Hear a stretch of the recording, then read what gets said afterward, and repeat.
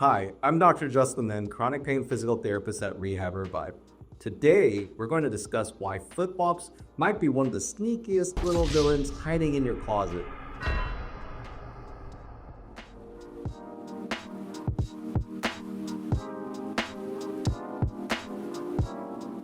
You know what's funny? Flip-flops are marketed like freedom, the beach, vacation, and summer. Toes out, worries out. But biomechanically, they're kind of like driving a shopping cart with one broken wheel. Your body spends the entire time compensating for instability. Your feet are not just floppy pancakes at the bottom of your body, they are engineering marvels. Each foot has 26 bones, 33 joints, and over 100 muscles, tendons, and ligaments. Your feet are basically the suspension bridge and shock absorbers of your entire body. Here's a simple test. Put your flip-flops on and walk naturally. Now notice, are your toes clawing? Is the sandal slapping loudly? Does your foot slide side to side? Do your calves tighten after long walking? Do your arches ache?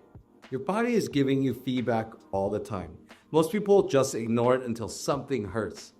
Every single step you take sends force upward to the feet, ankles, knees, hips, pelvis, spine, and neck. And so when your foundation is unstable, the whole skyscraper above starts leaning and shaking. This is where flip-flops become a problem. Most traditional thong flip-flops force your toes to claw down to keep the shoe on. Your foot literally has to grip the sandal every time you walk so it doesn't fly off into traffic. That constant gripping changes walking mechanics. Research has shown people wearing thong-style flip-flops often shorten their stride, alter ankle motion, increase toe flexor activity, change heel strike mechanics, and reduce shock absorption efficiency. Your body starts walking cautiously because the shoe is unstable. You're not moving naturally anymore. You're babysitting your footwear. Over time, this can contribute to plantar fasciitis, shin splints, calf tightness, Achilles irritation, knee pain, and low back stress, especially if you wear them all day long. Can your body survive flip-flops for a short beach trip? Sure, but many people wear them to Costco, Disneyland, airports, and all summer long. That is thousands and thousands of altered gait cycles. Another issue is that flat tire effect. Most cheap flip-flops are basically foot pancakes. There's no structure, no heel cup, no arch guidance, and no rear foot control. Imagine taking the suspension system out of your car and replacing it with pool noodles. That is sort of what's happening. Your arch isn't just decorative. It's meant to store and release elastic energy like a spring. When footwear is too floppy and flat, the arch collapses more easily. The foot overpronates, the tibia rotates inward, and the knees cave.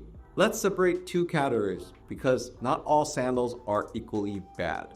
Category 1 is the classic thong flip-flop. The little piece between the toes creates another issue, toe splaying and irritation. For some people, it can aggravate bunions, neuromas, and altered big toe mechanics. And because there's no heel backing, the foot slides around constantly. Your muscles never get to relax. Personally, I prefer sandals with a heel backing, a firmer sole, better midfoot stability, and arch support in the correct location. Something more like a Tebow. Why? Because your foot no longer has to grip for deer like. The rear strap helps anchor the calcaneus, which is your heel bone, so your foot can move more naturally through the gait cycle. That's a massive difference mechanically. A firmer sole distributes force better. People think soft automatically means supportive, but that's not always true. Sometimes overly soft footwear acts like walking on memory foam. Your stabilizers fatigue faster because they're constantly trying to find balance. One sandal I think does a decent job for casual wear is the Okabashi line. The men's surf and women's Maui models are interesting because they have better heel contouring, more structured arch support, a firmer base, a wider stability platform, and better weight distribution. I'm not saying they are magical orthopedic sandals, but they respect foot mechanics better. That matters, especially if you have flat feet, plantar fasciitis, hypermobility, Achilles issues, knee pain, back pain, or balance problems. Somebody in the comments is already typing, but humans evolved barefoot. Yes, on dirt, grass, sand, and uneven terrain. Not concrete parking lots carrying heavy groceries while your nervous system is running on stress.